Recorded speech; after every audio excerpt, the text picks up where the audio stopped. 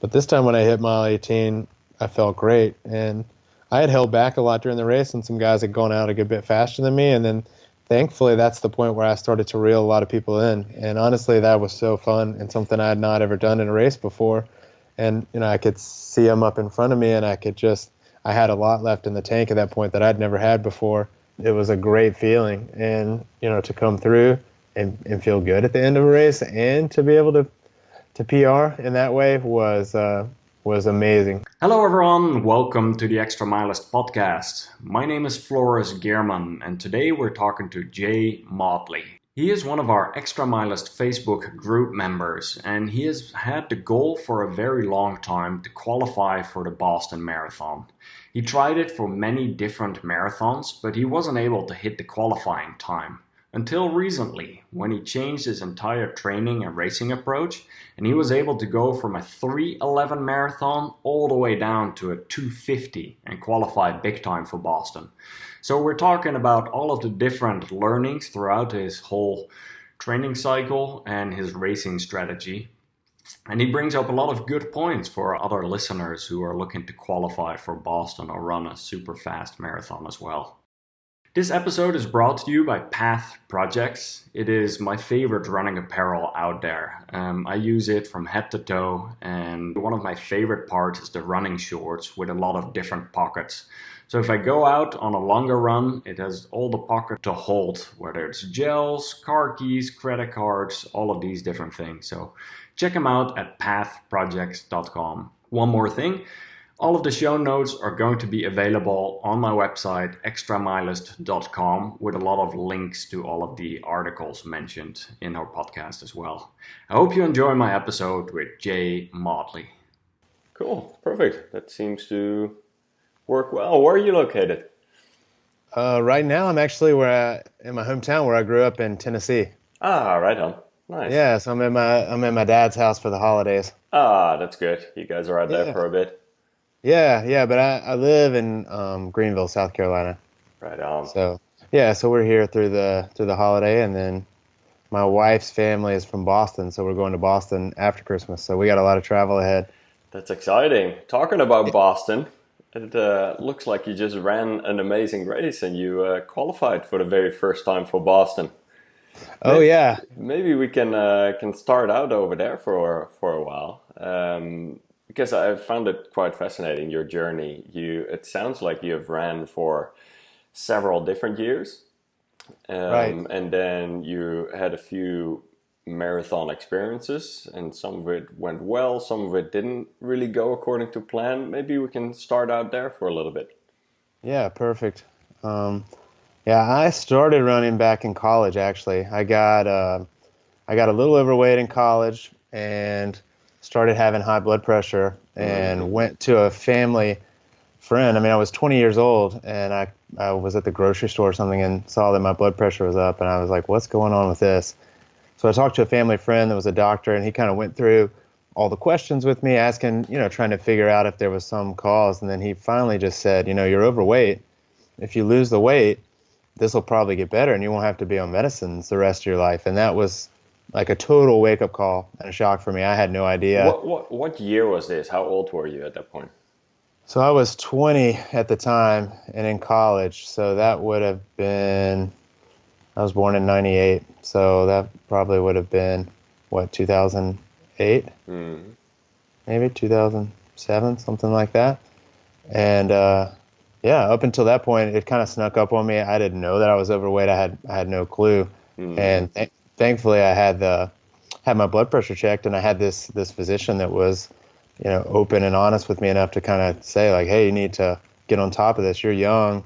If you don't change something here, you're gonna be in medicine the rest of your life and not be doing great. So that's kind of where it all started for me. At that point, it was a wake up call for me. So I changed my diet, started trying to eat less, and at that point, I didn't know a whole lot about anything, but I used just calorie control and calorie restriction to kind of drop some weight, and I started exercising. And so that's where I started running. And for me, it was way back then, and the only goal was really just to be as healthy as I could and to lose some weight and get back to a normal weight and try to get rid of the blood pressure. So lo and behold, over a few month period of time, I can't remember exactly how long, maybe 6 months or so it took, but I lost about 55 pounds. Wow. And yeah, I was able to get back to my pre-college weight, which was a normal, healthy BMI, healthy weight, and that's kind of where I've maintained and been able to maintain it ever since. That's quite a bit of weight to lose over a 6 month period. How did you, like, what was your weight beforehand and what was it after?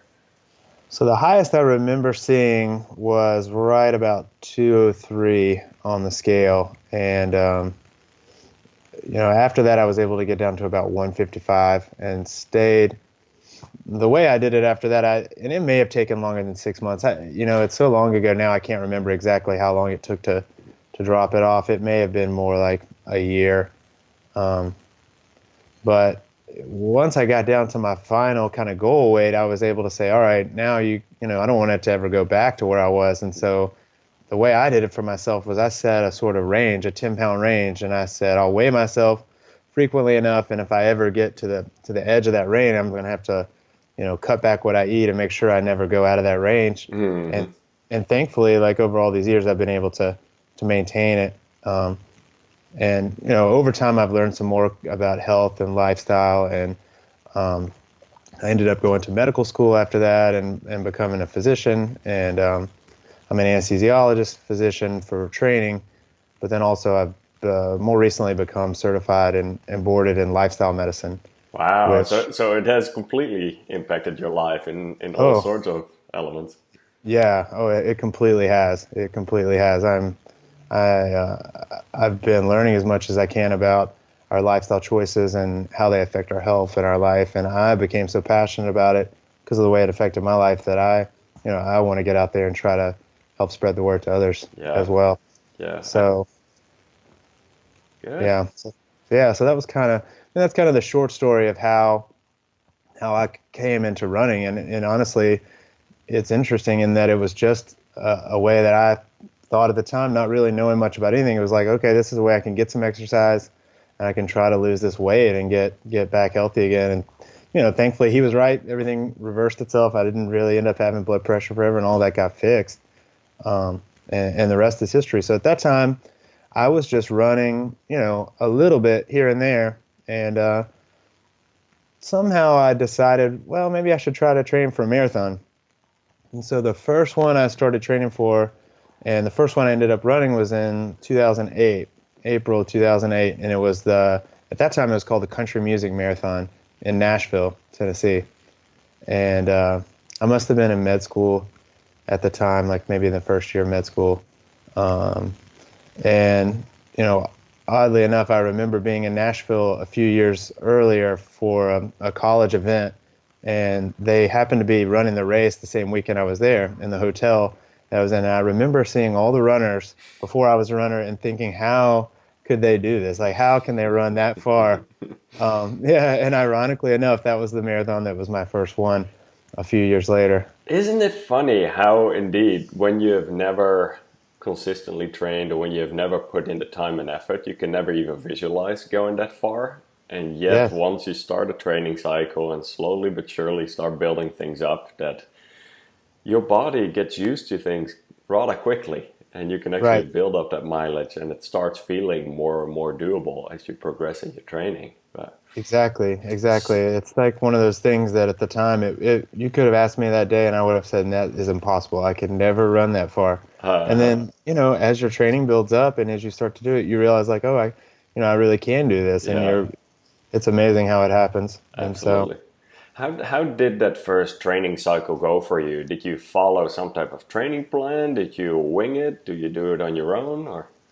Yeah, I followed a training plan. I was living in Charleston, South Carolina at the time, and there was a pretty okay running community there. So I think I was able to kind of tap in to some runners there, and I remember doing some group runs with some folks. And I think I probably hunted around on the internet, and I might have found a Hansen program, and I might have trained on like a beginner I think I probably picked a beginner marathon training program, and I remember having it printed out. But I didn't know what I was doing at all. I didn't know, anything about running. I didn't know how to like to find water on the long runs, or how to take nutrition on the long runs, or where to put it or how to carry it or any of that. I just didn't know at all what I was doing. But I went out and I tried to do the plan as best as I could at the time, and I trained. And in hindsight, I was pretty underprepared going into the marathon, and didn't know what I was getting into. And even though I'd done the program, I didn't know how to race at all. And I wasn't fully prepared, but I got through it. I survived, and I ended up running 3:35, I think, for that one. That's very good for a first marathon. Oh, thanks. Yeah, I was very happy with it, but it didn't come easily, and it was painful. I about mile 18 on that race, I just crashed and hit a wall, and I started having cramps, and I was walking for a good bit of it. It was really, really painful experience. And I remember crossing the finish line and feeling so proud and so relieved and so happy that I'd done it, because I felt like I had just gone through this terrible experience, because I could barely move. I was cramping so bad. And there were a few nice runners that were out there that saw me in trouble, and they kept encouraging me and like, you got this, you're all right, you can make it. But those last 6 or 8 miles, I remember just being, torture. In hindsight, now that you have trained more, looking back at that marathon, what were a few of the things that you think you did wrong or you could have improved on throughout that training cycle and throughout that race? Yeah, I mean, now having trained more and learned more, and having recently completed this one using math training, I'm a full believer in the way that using math for runs leads to like a great race. You're faster. You get faster at a heart rate and an effort level that's like maintainable and nice. So I would train more like I did for this race now. Had I been able to talk to myself back then, I think I was doing a big bulk of my runs too fast. And at the time, I probably had this mindset that, okay, the hardest you can go on every training run is going to be what builds up your muscle and builds up your strength. So, I had this run that said, go run 6 miles today or 8 miles today. And so I probably did each one of those, as hard as I thought I could at that effort. And so I was probably constantly fatigued and exhausted and not able to give my best when I needed to actually do a hard workout. And probably wasn't fully recovering either. Probably didn't do enough miles. I would say for sure back in those training plans, I probably never peaked out at enough miles, and so I was probably underprepared. Do you remember what your training miles were for those initial marathons? I think I probably peaked out maybe around 40 miles in my longest week back then, 40 or 45 miles. I can't remember exactly. But I don't remember, but it certainly wasn't as many as I did for this training plan. Yeah, and then fast forward, what were some of your marathons afterwards? Yeah, so after that, the next one I ran was probably Marine Corps Marathon, and I ran that with a friend who had never run a race before, so that was a different experience altogether, because I ran that one a good bit slower, and that one was actually enjoyable. And so that taught me that I could run that far and enjoy the run. And so I knew something was off, because I came out of that one at the end. It wasn't torture. I felt great. I had a lot of fun, and I'd run a lot slower with him. So that one we maybe did 4:20 or something like that. And I was just with my best friend, trying to hang with him, make sure that he got through the race and had a good time. And I had a blast at that one as well.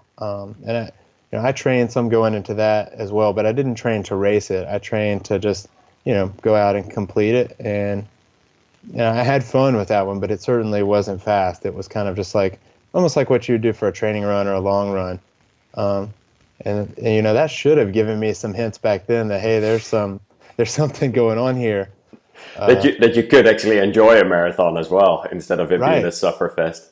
Right, exactly. That there's a way to like go out and enjoy it, and not have to suffer through the whole thing. And so then I did that one, and then I did one in our hometown in Greenville, and I had a similar problem with that when I tried to train. I wanted to go fast. I think by that point I was like, all right, let me see if I can qualify for Boston. So we have one there. It's pretty hilly course, but not terrible. It's a manageable course, but I used another training program for that one, and I don't remember. I think I used Furman first a couple times. I don't know if you're familiar with that, but that's the one that's kind of built around running less to run faster, and I think it's set around three runs a week, and they're all really high intensity, hard runs, every single one. I would say they're almost like 100% effort on each run, and I went into, with the Furman First program, I went into every run dreading each training run, because I knew that it was going to be a sufferfest, and whether it was my tempo work for that or the long run or the track work is kind of how they build their three up, and then you're supposed to kind of cross train in between. But each one I was tired going into the other run, and I remember still just being sore and fatigued and saying, oh, I got to go out and do another one of these hard runs today. So that's what I used to train. My mileage didn't get up very high in that either, because I was only doing 3 runs a week. And in that marathon, the 2 that I used Furman First for was Greenville, and I did maybe a 3:18, and then New York City a few years later, and that was back in 2014, New York City, and I did maybe 3:11. So it was a PR, and I was seeing some progression in my running, but both of those I had the same issue. Toward the end of the race, I got fatigued. I had some cramping. And wasn't able to finish the race strong. And certainly on both of them, I trained on Furman First for a certain pace and a certain time, like that's how they prescribe it. So I was training for a 3:05 in New York, and I was only able to do a 3:11. So something wasn't lining up. You started off with that 3:05 goal pace in mind, right? And then at some point around mile 18 or 20, you got in trouble? Right, exactly. So, I was maybe 34 at the time, 33, so my Boston qualifier back then was a 3:10.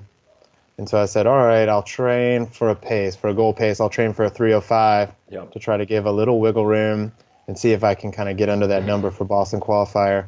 And so then, each race or each kind of training run was prescribed, I guess, by that program to try to get you ready for a 3:05. And I stuck to the plan really, pretty strictly, and I ran each training run, but I wasn't prepared to do it because I had a pretty decent day weather-wise in New York, and it just didn't happen that day. So, I remember getting to mile 18 in that race because I was just getting ready to cross the bridge back into Manhattan, and I kind of felt some cramping in the back of my hamstrings, and I started to feel fatigued, and I knew I was like, this is not going to be good.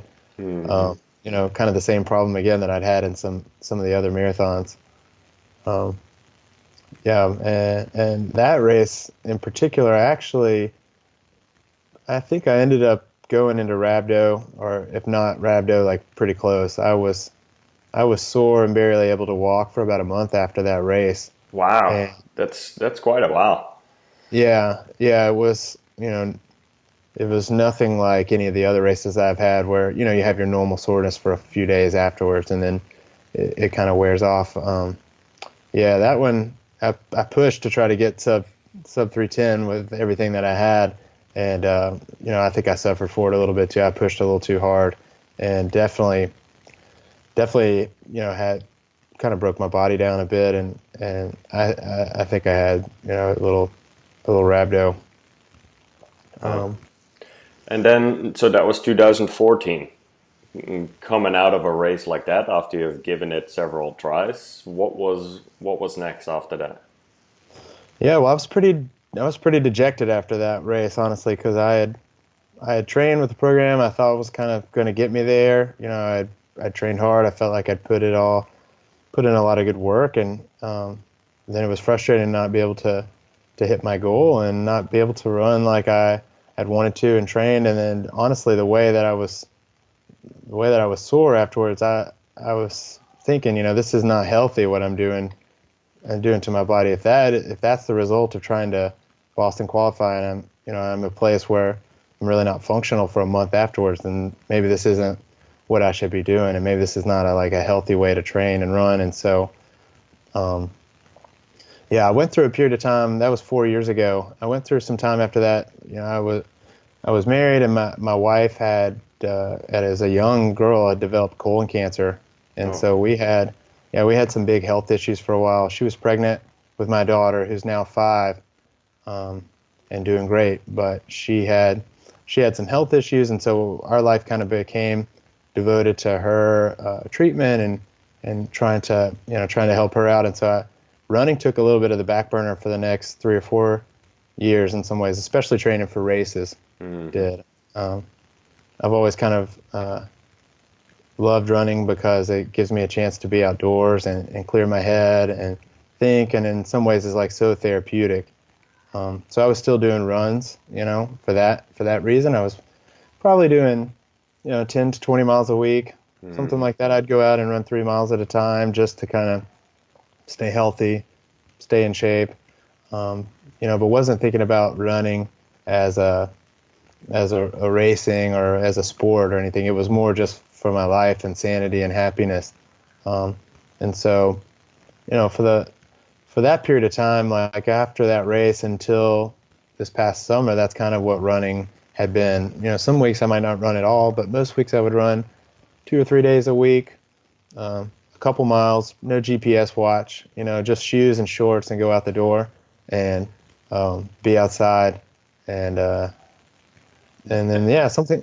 But at that point, were you hammering miles out the way you were training, or not mileage wise, but I mean pace wise? Were you running that fast, or were you kind of slowing down the pace at that point a bit? No, I think at that time I was probably slowing down the pace a little bit. I would say at that point I wasn't hammering them out. I would probably just go and jog. I don't know if it was conversational pace or not. It was probably a little bit faster than conversational pace, but each day would be different. It was probably mostly by feel. If I went out one day and I felt like I needed a fast run, or I wanted to kind of go a little faster, I might run fast. But there was definitely no real agenda or plan or anything with any of the runs. I would sort of just go out and exercise. But they would, in hindsight, those runs were probably faster than math, probably not quite conversational zone 3, but not full effort sort of stuff either. Yep. Probably is where I was, and a lot of those I would probably be running, hard, what I thought would get me out of breath and make me, break a little sweat, but not race pace or anything either. Yeah, right on. And then you decided to sign up for a next marathon at some point. Yeah, something clicked this summer, and I had been running off and on kind of the same way that I was, just light runs, and just hit me again that, hey, I'm in a place in life now where I can put the time back into it. My daughter, for a while it was just my daughter and me, and so I was a single dad for a lot of years after my wife passed away, and that changed the way that I was able to run. I wasn't able to get up in the morning anymore and head out of the house because she was in bed asleep and I couldn't leave her there, and so I had to sort of figure out a new way to make all that work. But by this summer, life had changed. I'm remarried, and I have a way to get out and put in the time that I need to put in to do some training, and it clicked that, hey, I want to try to train again and see if I can qualify for Boston. And so a lot of time had passed, but unfortunately my qualifying time had dropped in that period of time. So all of a sudden, 4 years had passed, and it had gotten to be even a more difficult goal. So now it was 3:10 when I trained for the New York Marathon, and then they switched it this summer, and so I guess I needed a sub 3:05. And so I was okay with that. I said, all right, at least I know what it is. I know what I have to go with. And so yeah, so I remember kind of searching the internet, and I found your article. I thought, well, if it's sub 305, maybe I should just try to go sub 3. It's like maybe if I can do it, if I can train and figure out a way, I can check 2 boxes. I'll kind of check the sub 3 box, and that'll be enough to qualify, hopefully. And which article was that? Was that the one that I wrote when I ran my first sub 3? Yep, that's the one I found. Yeah, when I searched it, that's the one that came up. I think you might have titled it "How I Ran a Sub 3 Marathon" or "How to Train to Run a Sub 3." Yeah, something along those lines. Yeah. Right. And so I found that one, and I read the article, and everything you said in there just, even me not knowing the full exercise physiology, it just made so much sense. That if you train in an aerobic zone and you get faster at an aerobic heart rate, that made sense to me. That I wasn't going to have to suffer through all these runs. That I could get fast at a pace that was going to be manageable and fun, and sustainable and maintainable throughout the whole race. And I'd never heard that before, and I never even thought about being able to run that way. And it all just clicked. And so at that point, then I found your blog, and I really started kind of digging in deeper and reading as much as I could about it. And thankfully, you had posted a lot of stuff on there, and a good many of your older runs, and sort of saw where you started training and then where you were right before the race.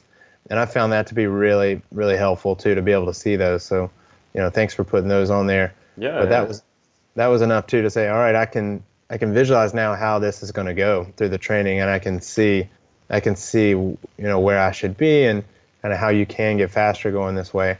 So, at that point I was like, well, let's give it a go. And how were those initial runs? So you ended up buying a heart rate monitor, I assume, and you ended up having to go out and run according to a certain heart rate. How did that whole experience go for you?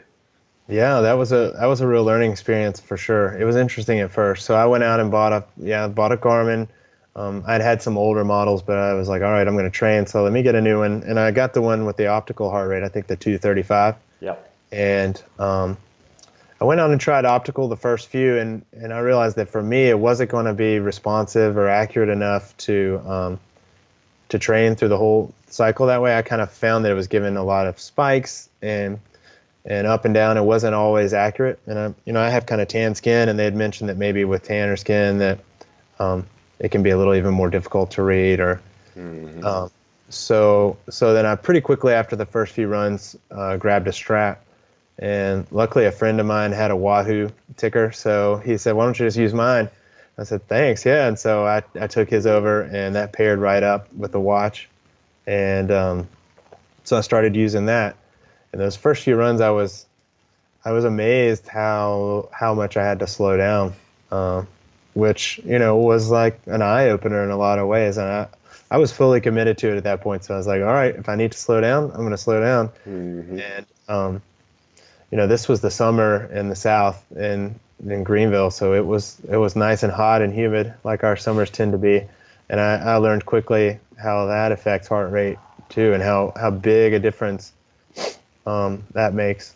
And truly, I think that was one of the biggest changes for me with this plan compared to everything else, is that any other plan I'd done prescribed a pace, and it didn't factor in temperature, grade, elevation, anything about your course. And so, you'll have to, if I was going to hold the pace that the run prescribed on another training plan, I had to run whether it was 80 degrees or whether it was like 50 degrees at the same pace. And training with heart rate and training with the math method showed me, how much different the effort level is based on the grade and the temperature and even the day, and how you feel. And there's so many factors that can go in. So I slowed down at first, slowed down a lot, walked up some hills for sure. But I just kind of hung in there. And so I tried to follow everything that I'd seen online about the training, and spent about that first month or even 2 months not going over my math rate. And I spent a lot of time trying to decide what the right one to go with, because I'd seen the formula, and I knew that I had been running for years and hadn't had injuries. I didn't get sick that often. So I didn't know whether to take 180 minus my age and just, stay there, or whether, I should add 5 because I've been running for a while. And so I wasn't sure what to do. And I ended up adding 5 and did mine at 148. And so I did most of my training at 148, which would have been 37, minus 180 plus 5. And so then, I did my best. I set an alarm on my watch. When I hit 148, it would ding, and I was like, oh, I got to slow down even more.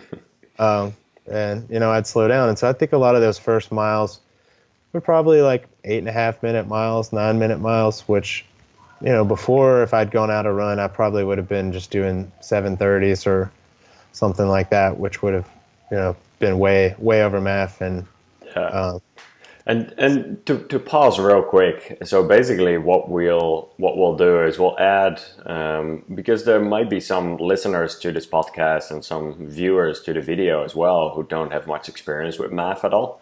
So what I will do is I'll make sure to link to the show notes of how you can calculate your correct training heart rate. And that way, if people want to try this approach as well, they can just follow this article on Dr. Phil Maffetone's website, and it explains exactly how you can calculate this. And as you said, there are certain factors that are being taken into account over here, like whether you've been training for X amount of years, what your age is, if you have had any colds or sicknesses. And that's quite interesting that it indeed, like you said before, it doesn't just look at this pace you got to hit by this date or this many miles. It more takes a holistic approach, and that's what I kind of liked about this whole training method, that it takes into account how you're doing, how you're developing, and from there on you train accordingly. So. Yeah, that exactly. That's what I've loved about it as well. Yeah. All right, and so you did your first MEF test on a track as well, where you warm up for 15-20 minutes, then you run for 5 miles. How did that first MEF test go for you? Right, yeah, that was perfect. That first one was probably back in August this summer, and so luckily there's a high school that's just about 2 miles from my house. It's maybe 1.75 miles or something, so it's great actually. So I can just kind of go out from my house, jog real slowly, kind of warm up nice and easy, and by the time I get there, I do 1 lap around the track, and I've hit 2 miles. And for me, that's a good warm up, and it's also just a nice round number, so that my next mile, I know can be the math test. And so I went out and did that first math, and that was August, first part of August, and I think I was 7:22 for the first mile, and then 7:45 average for 5 miles on the track. And I was doing 148, and at that time I wasn't sure if I was supposed to average 148 and or if I was supposed to try to not go over 148. And so I think I might have done it a little fast compared to what I would have done now, which is not go over 148. I think I let it drift a little above and maybe did some 149 and 150. So, I think if I look back at my averages there, a couple of miles might have been 149 or 150 average for those. And so that I would say that math test is a little bit, overestimates my speed and like my fitness at that point based on what I would have done now. And I think might have been even 10 seconds or so different per mile. But yeah, that's where I got on the first one. And I think that kind of taught me some too about, that it's a bit of a learning process as you go along and kind of figuring out math and, how to set your alarm so and are you trying to average, or are you trying to not let it go above that? And, it took me a little bit of time to kind of get a lot of those details. But, over time I was able to figure them out, and by the end, I feel like I had kind of read enough and seen enough comments from other people and looked at enough people's training online to get an idea of, kind of how I would do it. And I think in some ways it's the consistency too, and just at least using the same approach each time so that you can compare apples to apples when you're looking at your progress. Yeah, no, absolutely. And I think you make a good point over there. And that question comes up quite often about average, or do you just look at your current heart rate at that point? The funny part is sometimes if, let's say, you go out and you're warmed up and you start an actual test, if you start with 100 beats a minute and for the first half a mile, and then you run 180 beats a minute, although your average might be 140, you've redlined for half your mile. And so at the end of the day, how I usually do it, and same as what you're saying, is you try to lay some foundation so it's at least consistent every time, is I've set my heart rate alarm on my watch at the highest end of my math pace. Yep. So for me at this point it's 144. So I set an alarm at 144. And from there on, I will, once the alarm beeps at 144, I'll just slow down. So sometimes I look down and I might hear the alarm and I see 145 or 146. I just slow it down and bring it down to, let's say, 142, 143, and just... So I'm usually in that 141 to 144 kind of zone, and then it averages out pretty close to the 144. So. Yeah, that's what I kind of figured out by the last map test. I was doing a very similar thing where I would set it at the high number, and then when it would beep, I would slow down and it would drop a few beats below, and so that worked a lot better. That heart rate alarm is nice because you don't have to always look down on your watch. Otherwise, you're constantly looking at your watch to see what your pace is. And now you can kind of just focus on the running, and you'll hear it when you go over it. Right, and a lot of my runs are in the dark. I do a lot of my runs first thing in the morning before I go into work, and so it's hard to see the watch. You have to hit the light each time, and so it's nice to have that alarm set so that you don't have to constantly watch it. And especially in the dark too, it's nice. Yeah. And so how did your aerobic pace progress over your training period? Yeah, so if we go off that first test on the track, it was 7:22 first mile, 7:45. The next test after that, that was when I was sort of in this range, just saying, well, do I add the 5? Do I not add the 5? Mm-hmm. And so I ran that next map test at 1:43. And so then that one, actually, because I was keeping a lower heart rate, actually ticked up a bit, but I was already faster, but I'd run it at 5 beats lower on average on the track. But I was able to see that by September I'd already seen some progress because it was about the same pace as it was a month before, but at a 5 beat lower heart rate. And so that was a month or a month and a half into it, having done no real anaerobic runs at that point at all. It was just all math or less, and that's when I knew I was getting faster. And so it was really kind of nice positive reinforcement that the test is nice. I can see this. I can see some results, and let's just keep going. Mm-hmm. So then the one after that in October, it had started to cool off a lot, and that helped, no doubt. And so all of a sudden, it was a perfect weather morning. It was 50 degrees. There was no wind. And that October map test was much faster. And pretty much after 2.5 months, I had dropped, 30 or 40 seconds. I think it was maybe in the upper 6s at that time, 6:45 or 6:50. So I'd maybe even dropped 45 seconds a mile. And so that was really reinforcing then. Mm-hmm. And so, how were you feeling? How was your body feeling? Because you were running slower miles than you were used to in previous training cycles, but to my understanding, you were increasing your training volume, right? You were running some higher mileage. How did that feel? Exactly. It felt great. Actually, it was really great. I had basically no soreness. Each day I woke up, I was excited to get the run in and excited to get out there and run, and they were all fun. And I was building my miles slowly, so I didn't have a specific training program or plan this time. I knew I kind of wanted to get miles up. I thought in the mid 60s would be a nice way to peak out, and so I had started around 30 miles a week, and then was just slowly adding miles. And so by that time in October, I was probably doing 50-mile weeks maybe. I would do a couple of higher mileage weeks and then drop back and then add more miles. So I had added a good bit of volume by that point, and was just feeling great, feeling really great. It's the first training cycle I've gone through that I haven't gotten cold or any sickness throughout the whole thing. I was had minimal soreness the whole time. Some, but for the most part, I felt great. That's good. Yeah. And Yeah. then you already knew your marathon was coming up in December. So when did you start adding some speed work to the equation? That was probably in October.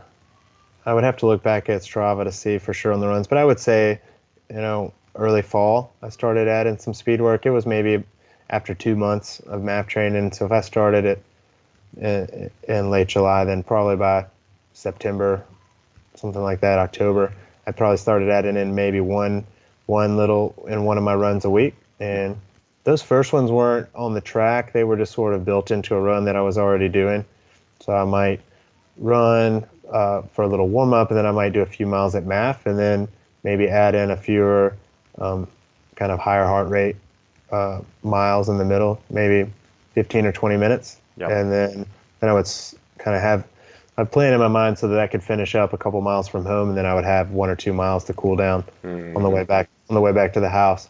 And that was basically how I built in the first speed work that I did. And it was I tried to kind of like heart rate direct that too as much as possible. I would, if my MAF was 148, then I would try to have those miles be like right around maybe 160 heart rate, 65. And I don't know really why I picked that number. I think I was trying to find something that was going to be above race pace, but not full out sprint. Yeah. Or above race effort, but not a full sprint. And so, I started doing that there, and I would add about one a week. And so that was maybe 20 minutes a week or so. But I was doing probably 6 hours of running that at that point. So it wasn't a whole lot of time at all out of MAF range. The rest of it, the other 6 hours or so was all just, And you were still aerobically progressing when you would do a MAF test on a monthly basis. You still saw progress. Yeah, so I had progress all the way through each one toward the end. So October, November, December were the last 3 I did, and those were all pretty much the same. I will say, I changed variables with each one, and so that makes it a little difficult to compare. And the temperature changes each time, and the weather changes, so those have effects as well. But the third one, I was going to be racing in the Vaporfly 4%. And so I had just gotten those in, so I did my October MAF test in those, and I was like, oh, I'll just break these in, see what they're like. And I was like, wow, these are fast shoes. And you got sucked right into it, huh? Yeah, I know, I got sucked into the marketing or whatever, but and so, I've been told they don't have a whole lot of miles in them until they kind of lose their kick. So after that, I put them away, and my fourth MAF test in November, I put on just the shoes that I was training in, some other ones. And so I don't know if that had any factor or not, but that MAF stayed pretty much the same as the month before. But, I could also watch a lot of the training runs that I was doing that weren't MAF tests, and I was able to, over time, start to get a feel just based on the efforts that I was giving out there on routes that I usually would run, and I could see progress all throughout. That I was getting faster, and the Gierman has that built-in VO2 max function that I don't know if I take it to be an accurate measure of VO2 max, but I think it's probably a pretty good way to see progress as well. And so that was progressing as well, and it would keep thinking that I was having a higher VO2 max. So I was associating with that with, well, hey, I must be on average running faster at a given heart rate. And so those were all positive signs. Did you eventually go to did you add more speed work further into the training cycle? Yeah, I did. But not a lot. I didn't end up doing a whole lot of speed work this cycle. But toward the end, some weeks I would do twice a week.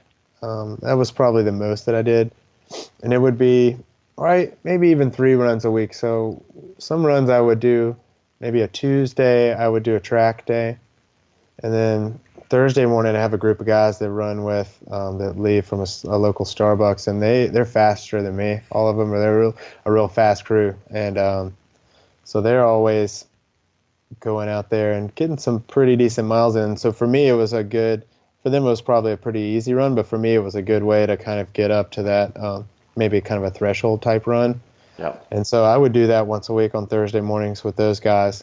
And then, sometimes on the weekend I would build in 15 or 20 minutes of fast finish miles on a long run. And so I would do a math long run, and maybe mile like 12 through 16 would be a little faster. And then I would just kind of, finish up the last 1 or 2 miles slower. Yeah.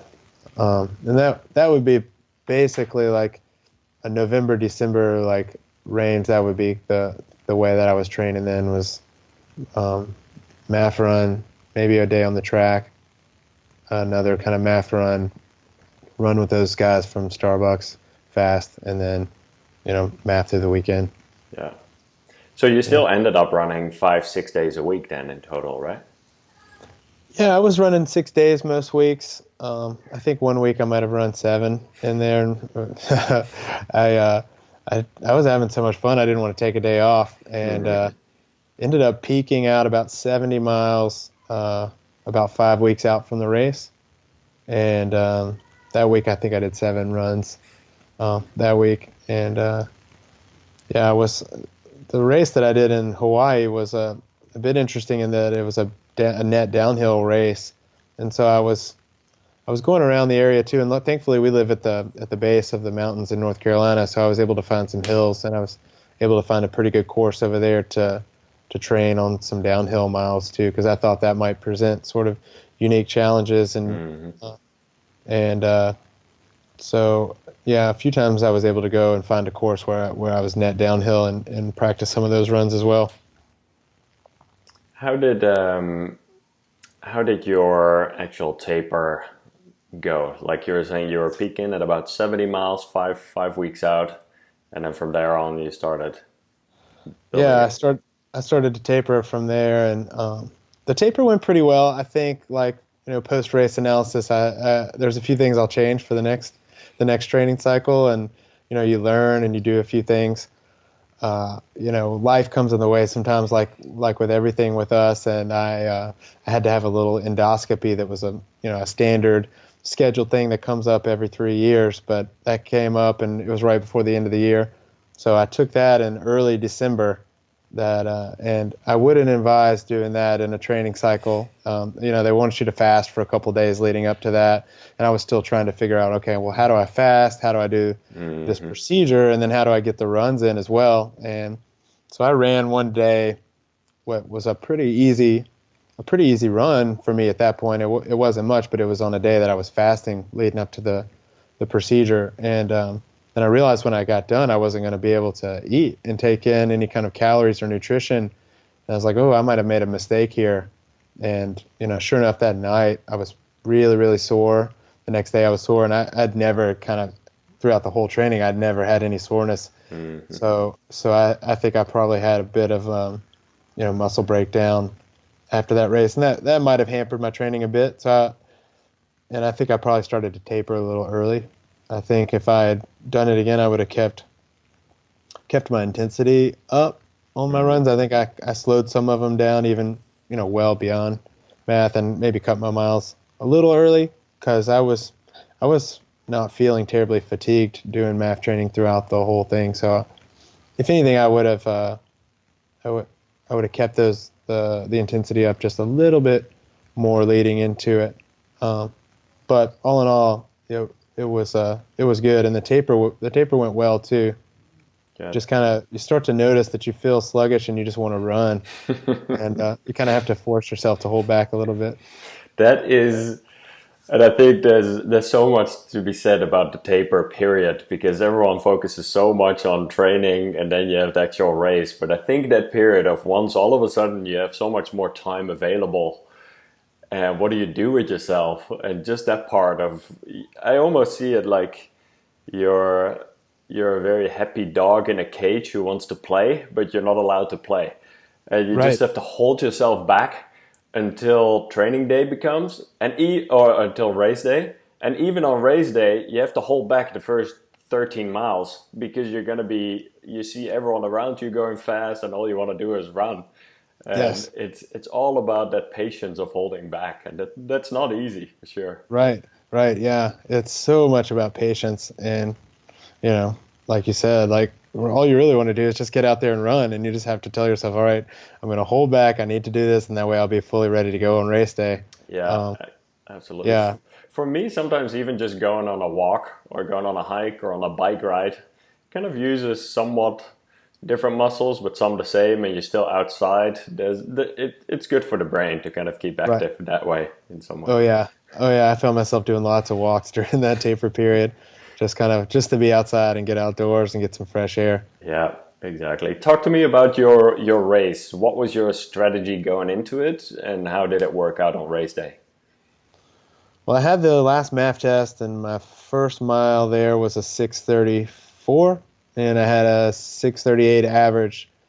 So kind of going off stuff that I'd seen posted and kind of suggestions from other people that had MAF raced and you and other folks, I thought, all right, so I should be able to do 6:30 to maybe within 10 seconds less than the 6:34. And that kind of gave me a little bit of a goal or like an idea of where I could be pace-wise if the weather was the same. And I ultimately decided to try to use heart rate to race. And I think, you'd put a nice post on there when you did the Boston run about how you had planned like a heart rate zone for the first part through the middle and then kind of saving up a little for the end. And I ended up doing some of that as well. So I wanted to stay 145 to 150 for the first 5 miles or so, and then I thought, miles 5 through 20, if I can stay in the 150s, 150, 155 for the first part, and then 155 to 160 for the last. That was a goal there, and then by mile 20, I thought, all right, I'll save it up, and then for the last 10K, if I can just stay, I would let myself kind of drift over 160 there and finish with what I had left. And that went pretty well. But, I figured out some stuff on race day that's like surprisingly different than when you're at home and you're just doing your normal, long run or MAF run or whatever. I think there was some excitement, some like anticipation for the race. And I take off from the starting line and run, which was like a pretty good warm up kind of slow mile for me. But my heart rate was already in like the 150s. And, any other day it probably would have been 130s, but I think there was a lot of just excitement and fun, and so I had to do some thinking on the fly and say, well, am I just excited here, or is this a difficult effort that's kind of causing my heart rate to be up? And I pulled back a little bit at that point in the first mile just to be sure, because I wanted to make sure. And then after a few miles, I think some of that pre-race excitement kind of wore off, and I was able to settle into more of a normal cycle. And so then I was able to kind of fall back into my like pre-race plan. Mm-hmm. Kept those first few miles in the 140s, and then and so that's kind of what I was thinking a lot of the race. It was a smaller race, maybe 150 people that ran, and so there weren't a lot of like pace groups to fall into, but there were a few runners that were kind of right around the same pace as I was, and so I was able to find a nice group of 2 people to kind of tag along with.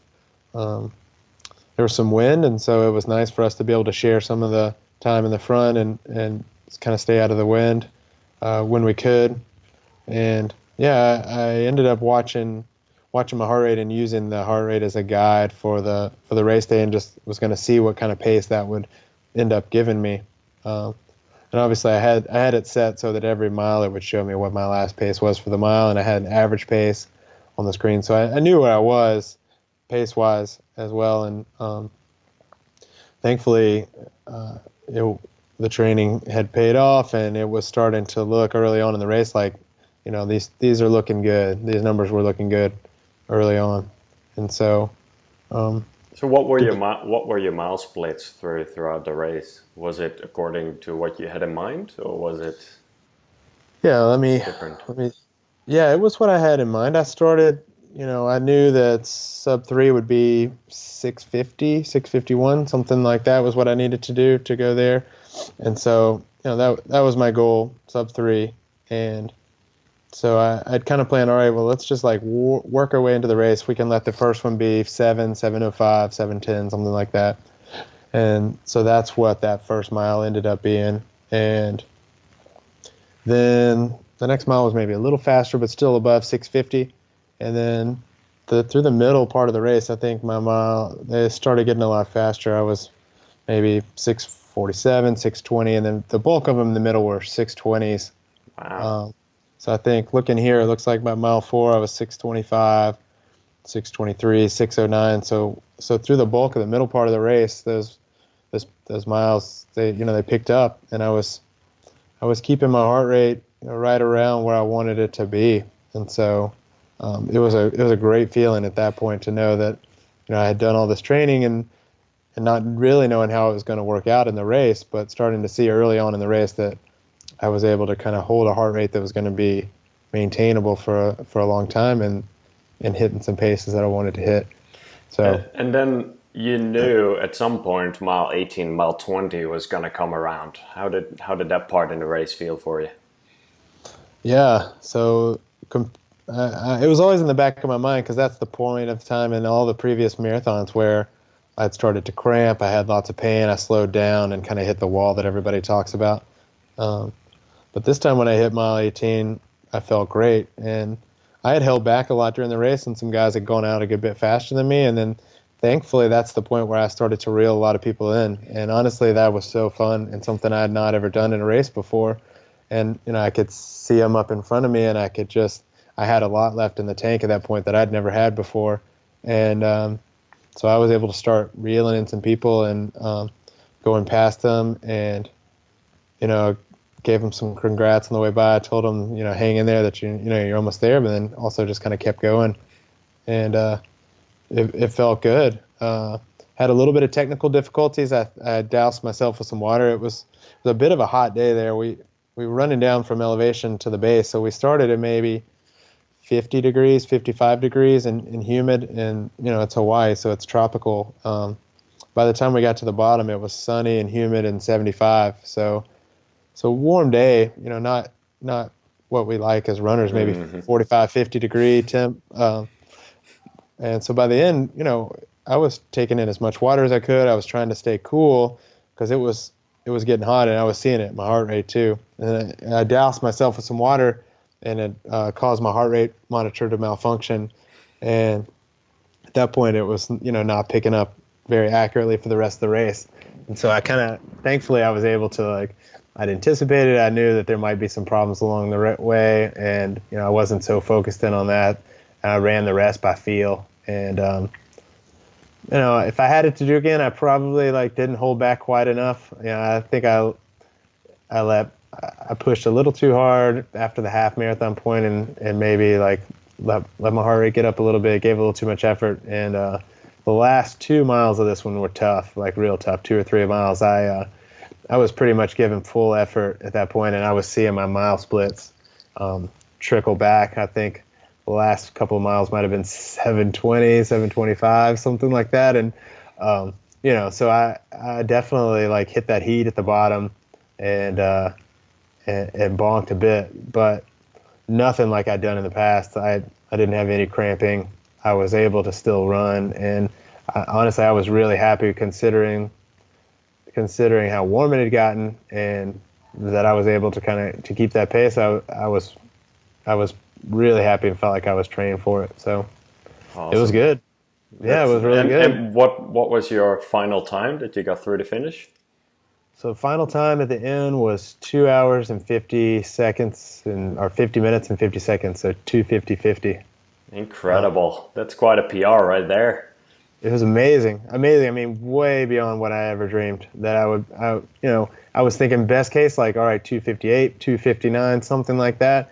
And then to see 2:50:50, I was just like, this is great. It was a 20-minute PR. I was able to get second place overall in the whole race, wow. Which I had no idea. My daughter asked me before I went, she's like, Daddy, are you going to win the race? I was like, no. I have no plans of winning this race, sweetie. I just want to accomplish something for myself. But surprisingly, I was able to get second place overall too. So that was a nice cherry on top. But yeah, it was a great feeling, and to come through and feel good at the end of a race, and to be able to PR in that way was amazing. And I give all the credit to the training method. It's just night and day from what I've done in the past.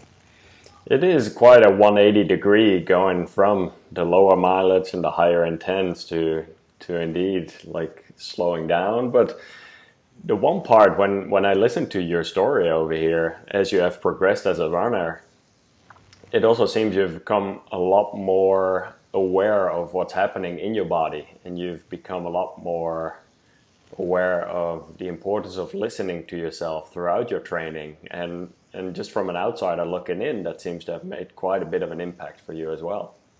Yeah, there's no doubt.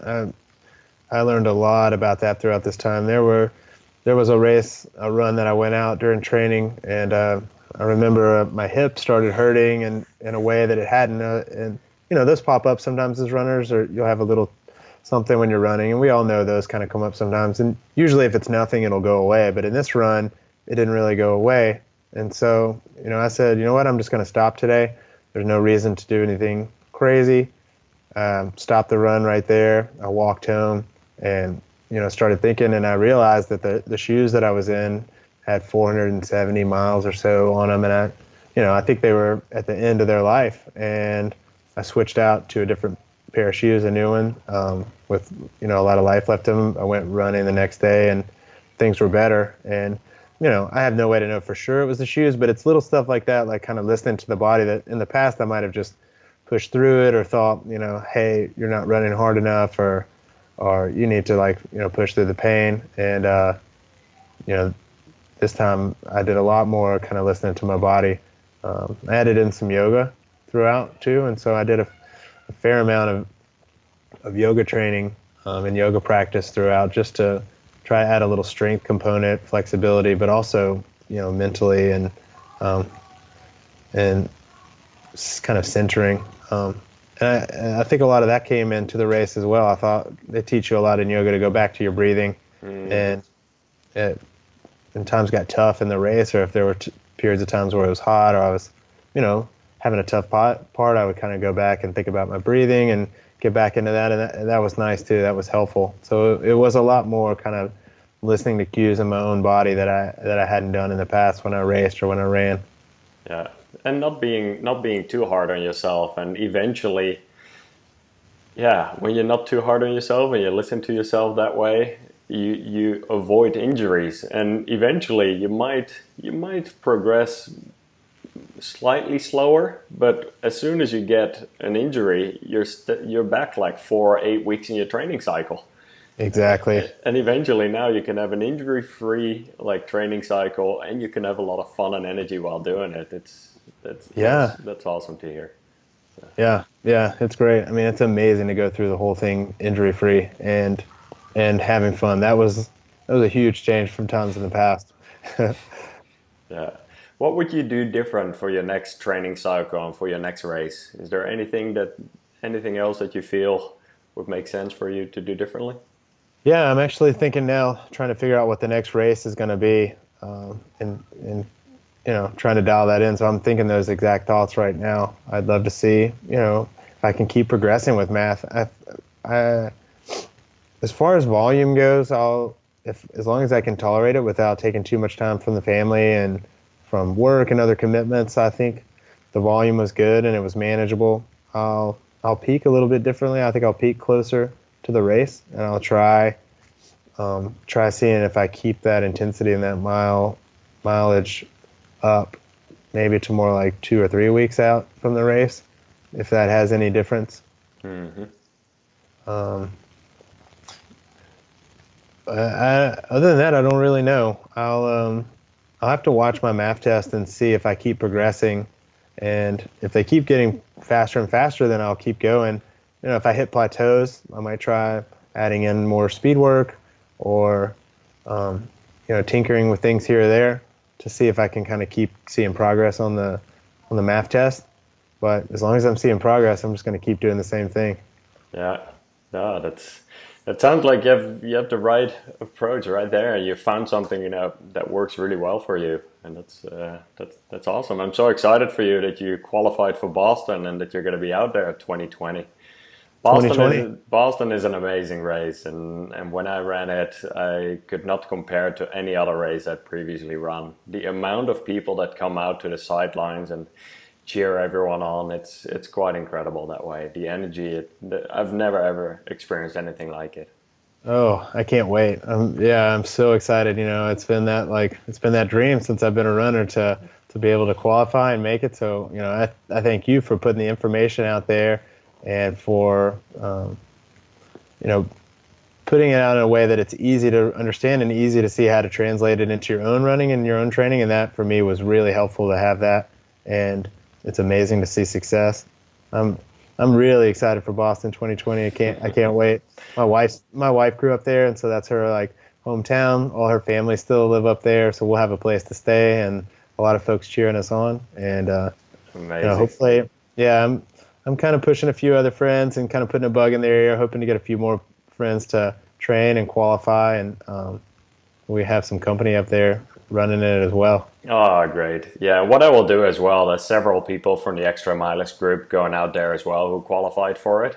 So I can and I might be out there myself as well. Probably not running it this year, but what I will do anyways is I will set up a little group run if anyone wants to get together from the group. That will be a fun one too, leading up to it. I'd love it. So great. For any of the listeners that want to qualify for Boston as well, or that want to run a marathon PR or a sub-3-hour marathon, what are some of your main tips? Or there've been quite a few people like yourself who've tried to reach certain goals, but that are just not there yet. Do you have any parting words of advice for them? Yeah, I think consistency was a big role for me. I mean, looking back at all that I'd done in the past and then, how I think I was able to get there this time, I think being comfortable and committed to doing the math runs, understanding that there's going to be certain days that you're going to be slower and that's okay. Stick with it. Trust the fact that if you keep doing your math training that it's going to get faster and it's going to get better, because I had those days where I was feeling like maybe I was even getting slower. But it was very short-lived, and then a day or two later, I would get back out there and stay with my math runs, and they would get faster. So I would say consistency. You probably need enough volume. I think being realistic about if you're gonna have a goal like Boston Marathon Qualifier or something, you're gonna have to probably put in a pretty decent amount of miles. But for me, doing them the way that we did with math training was fun, and there was nothing that was exhausting or tiring about it. And so I would say expect that you're going to have to put in some miles and be consistent with your runs, and just kind of trust that you're going to get faster over time and that it works. And before you know it, you're running at the same effort that you were 5 or 6 months ago, but you're just so much faster at that same effort. It's like magic. It's really like magic. Yeah. That definitely is. Very well said. Well, I really appreciate your time and you sharing your race experience. What I will do is I'll share a link to your Strava just so people can look back at your training as well. Sure. And so they can see how you progressed throughout training and how your race went as well. Yeah, sure. Yeah, please look at it, see where I messed up and see where I did some things right. And yeah, I tried to post in there too when I wrote in on runs, just for my own knowledge, to see okay, I did something today that I would switch and make a little different or something like that. So yeah, and the more we do that, the more we progress. And I think as long as we keep celebrating even some of those runs that don't always go according to plan, they're all learning experiences. So yeah, exactly. That's how I feel about it. I learned from some of my big mistakes that I made too. So yeah, absolutely. All right, thank you very much. I appreciate it, and we'll hopefully talk soon again. Thanks, you too. All right. See ya. Bye. Hope you enjoyed this episode of the Extramilest Show. This podcast was brought to you by Path Projects. It's the only running apparel that I use every single day, from running hats to running shorts, base liners, and running shirts as well. Check them out at pathprojects.com. For all of the different articles mentioned by both Jay and myself, check out my website, extramilest.com. This has all of the show notes and different links in there. And I would love to hear from you. What was one of the key things that you took away from this podcast? Please let me know in the comments. Thanks and have a great rest of your day.